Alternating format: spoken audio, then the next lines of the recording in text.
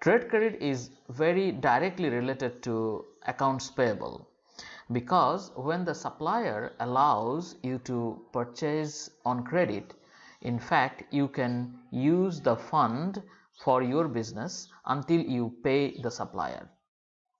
So when you have more accounts payable, you also have a sort of credit from the supplier, and this credit is arising out of the trade relationship.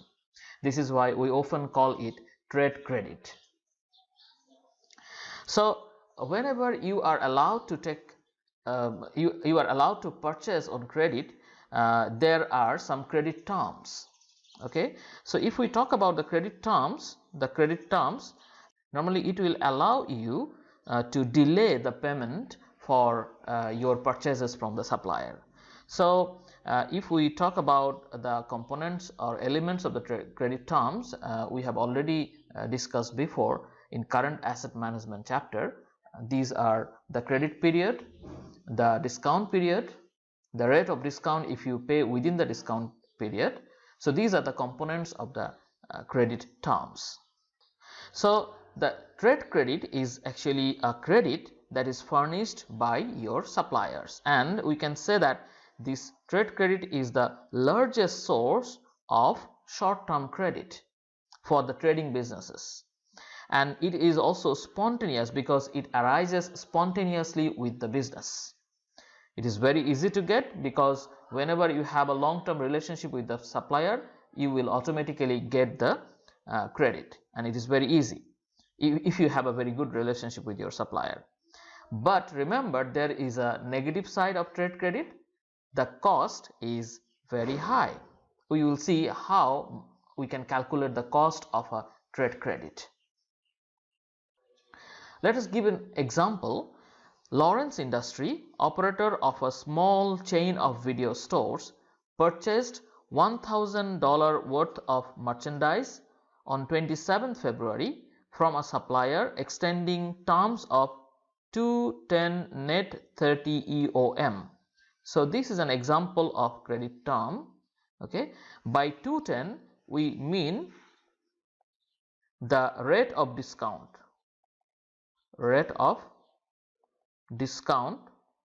if you pay by the discount period. So normally this 10 indicate the number of days of the discount period, but remember, if you have the word EOM at the end, then your days will be counted from the beginning of the next month. That means after the current month is ended. Okay, so because you have purchased on 27th February, so the discount period will start after the February ends. That means from the first day of March. Therefore, the discount period will be until March 10. Now, what do we mean by net 30? Okay, net 30 is actually the credit period. So if you delay, that means if you do not take the advantage of the discount, then you will have to pay latest by 30 days. Okay, and again this will also be counted from the beginning of the next month because we have EOM at the end. If we do not have EOM, then probably we will calculate from starting from the day of purchase.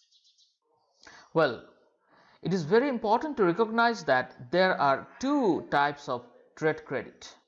Actually, two phases of trade credit. One is the free trade credit and another one is the costly trade credit. So we can say that free trade credit and trade credit with costs.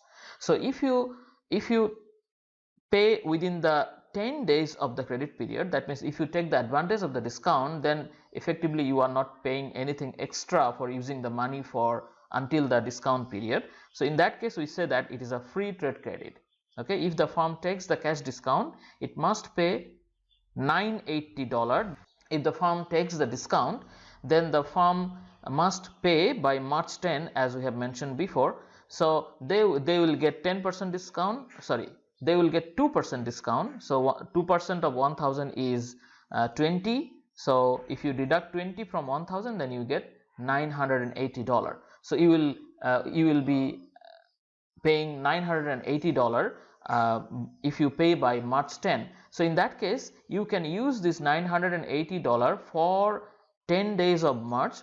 So you can use the money for that period, and you will not have to incur any extra. That means if you pay on 27th February, you pay the same $980, or if you pay by March 10, again you pay the same $980. So you don't have any extra cost of using the money for those number of days. So this is called free trade credit. But in case you delay further, that means if you pay after the 10th day of March in this example, then what will happen? Then you will not get this 2% discount. Okay, so what will happen? You will have to pay $1,000 in full. That means you will have to pay $20 extra on top of the $980 that you could have paid if you take the discount, the benefit of the discount. So this is why we are saying that if you pay later than the discount period, after the discount period, then you will have to incur some cost. This $20 is the cost. This is why we are saying that this is the cost of the trade credit.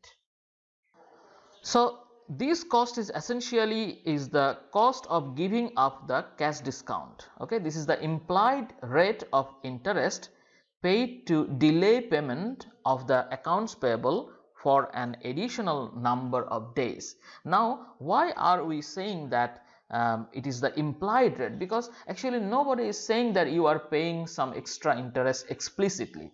Okay, but effectively you are paying $20 extra. So that is an implied inherent rate of interest. So the implied interest rate is called the cost of giving up the cash discount.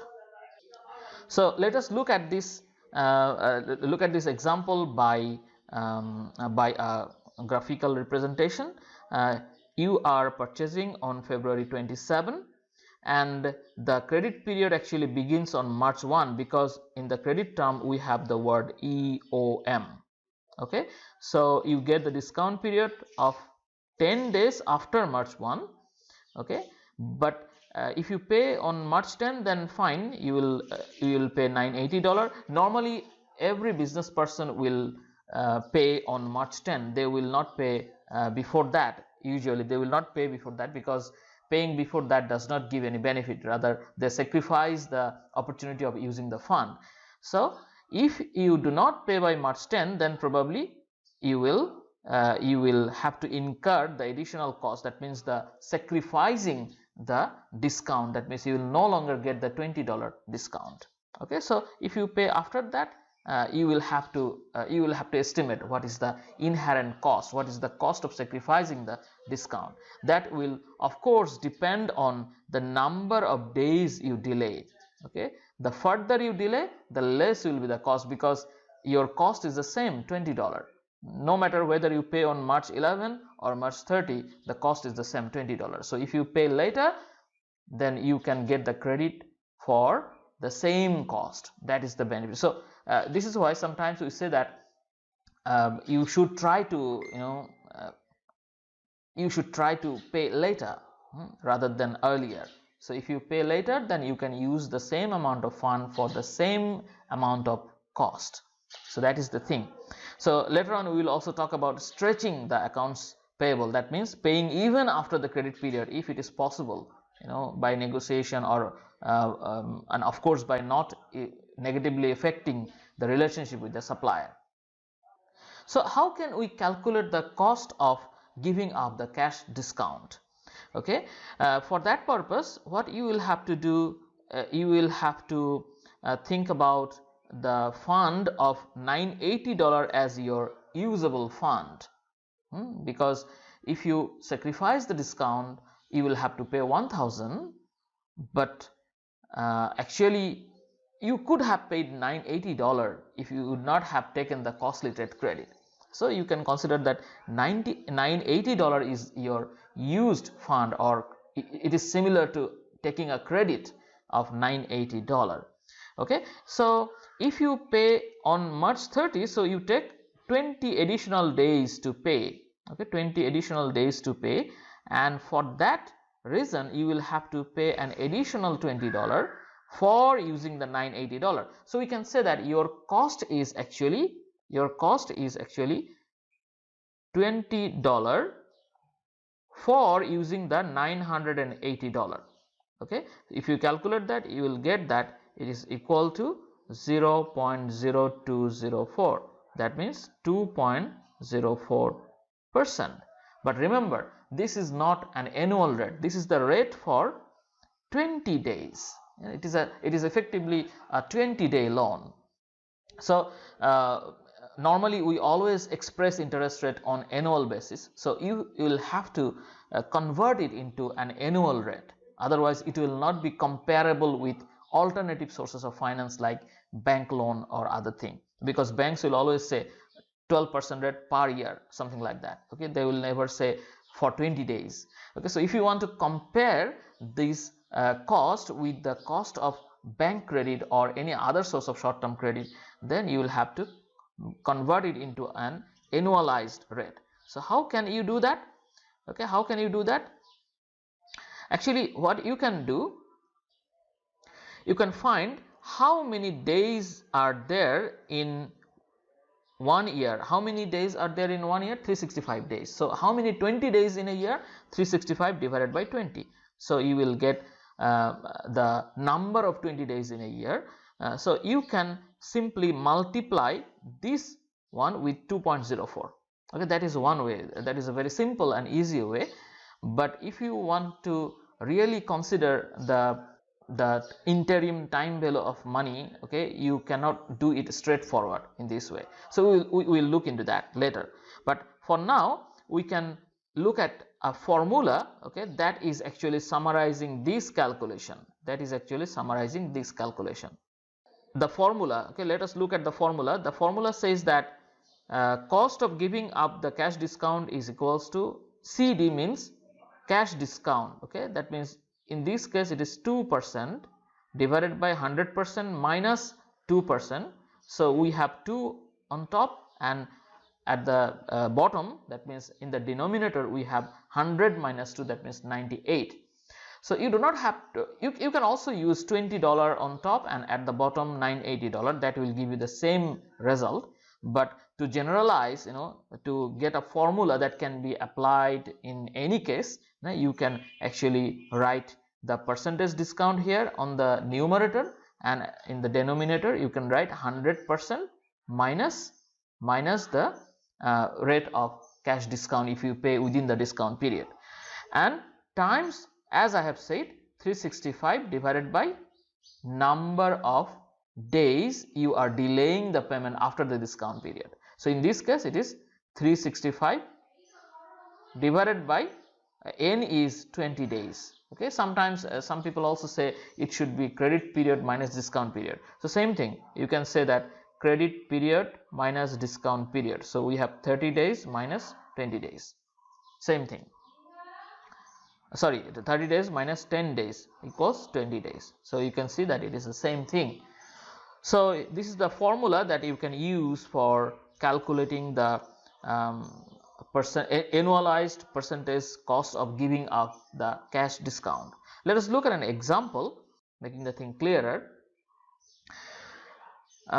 Diana's Design just recently opened as an upscale dress shop in Northeast Florida. The owner is trying to decide whether to take the discount offered from her suppliers or whether to pay at the end of the month. Diana's suppliers are offering her a 3% discount. If she pays within 15 days. Okay, otherwise the balance is due 30 days after the purchase. What are Diana's nominal and effective annual cost for the trade credit? Okay, in this case you can see the credit term is actually like this, 315 net 30. So discount period is 15 days, and if you pay within the discount period you will get 3% discount. And if you do not take the discount, then you will have to pay within 30 days of the purchase. We do not have EOM here. Okay, so you can see that we can use the formula, as we have discussed just now. We can calculate the nominal annual cost of trade credit, which is discount percentage 3. Okay, discount percentage 3, then 100 minus discount percentage, that is 97. We can write the number of days in a year as long as you are on this earth, in this planet, and divide by the credit period minus discount period. Okay, so you get after the calculation you get 3.093% times 24.333, so it is actually 75.26%. okay, this is one way of calculating the nominal annual cost of trade credit. But remember, if you want to calculate it very precisely, you can call it effective annual cost of trade credit. Then what you will have to do, you will have to use this formula: 1 plus the this rate, okay, the how many days, 15 days rate, okay, 15 days rate. In this case 3.093 is the 15 days, is the rate for 15 days, right? So you can write 1 plus 0.03093 to the power number of 15 days in a year. That means in this case we are considering 15 days as the standard period. Remember the time value of money, where we have always considered 1 year as the standard period. So in this case, because the rate is 15 days rate, so we can actually give the power how many 15 days, rate for how many 15 days. So it will be 365 divided by 15. So we have already calculated this, which is equal to 365 divided by 15. That means there are 24.333 15 days. So number of period is 24.333. So if you do this calculation, then you get the effective annual rate plus 1. So you have to minus 1 from here, you have to deduct 1 from here, then you will get the effective annual cost of trade credit, which is 1.0984. that means 109.84%. So the same calculation is done here. Okay, so effective cost is no matter how you calculate, even if you do not consider the second way, doing the effective annual rate, you just multiply by 365 divided by 15, still the rate is 75.26%, which is very high. If you take short-term credit from a bank, probably it is not going to be beyond 15% or 20% maximum, right? So effective cost of sacrificing the discount or cost of giving up the discount in a costly trade credit is really very high. This is the negative side of the trade credit. So as an example, we can see the example of another company, Mason Products. Okay, this company is a large building supply company.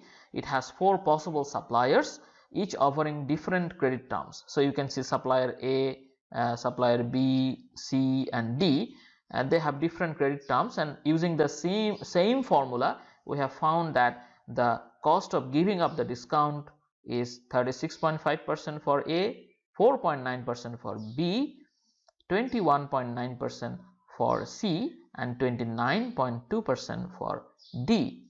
So if I ask you which supplier should you choose to purchase, of course you will choose B, because B has the lowest cost of using the money during the credit period.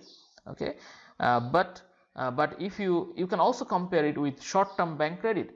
If you think that instead of taking trade credit, you will also consider taking loan from the bank, and then what you can do, you can look for the rate offered by the bank. So as an example, the bank is offering the short-term credit rate 13%.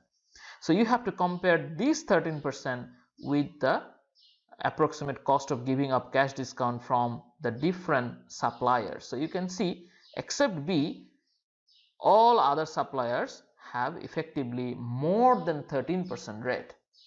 So even if we add bank here, we still have B as the better choice. Okay, so in this case we will choose B. We will choose to get our supply from B, and we will pay at the end of the credit period and take the advantage of trade credit, because the rate of the effective cost of the trade credit is very low, 4.9%, even lower than the short term rate offered by the bank.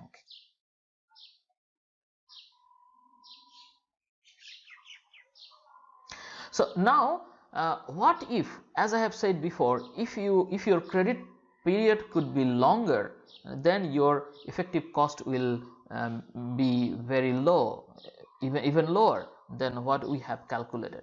So if the credit period is not longer, you have an opportunity. What you can do, you can negotiate with your supplier and stretch the accounts payable. That means pay even after the credit period. So remember that in doing this, you should not forget that often stretching accounts payable is not a good practice, because this can reduce your credibility. Okay, your relationship, it can negatively affect your relationship with the supplier. But still, let's say you want to, let us go back to the first example of Lawrence Industry, where we have the credit term of 210.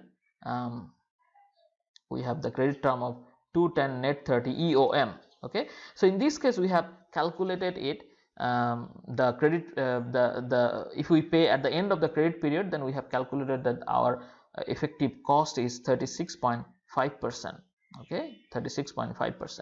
now what if you pay after 70 days? okay, if you pay after 70 days, then you need only one adjustment in the calculation. okay, instead of dividing 365 by 20 days that we have done before, let us have a look what we have done before. okay, you can see that we have divided 365 by 20 here. So instead of doing it because we are planning to stretch, lengthen the credit period until 70 days, so we will definitely take the credit for more than 20 days. So what we will have to do, we will have to divide 365 by the actual number of days for which we will use the credit. So in this case because 10 days is the discount period, so if you pay after 70 days, 70 minus discount period of 10 days, it is 60 days. So you have to divide 365 divided by 60. So now you will multiply 2% with this one. okay, the same 2% that we have done before. Do not forget that. okay, in this calculation, 2 divided by 98, it was approximately 2%. okay, 1 point, very close to 2.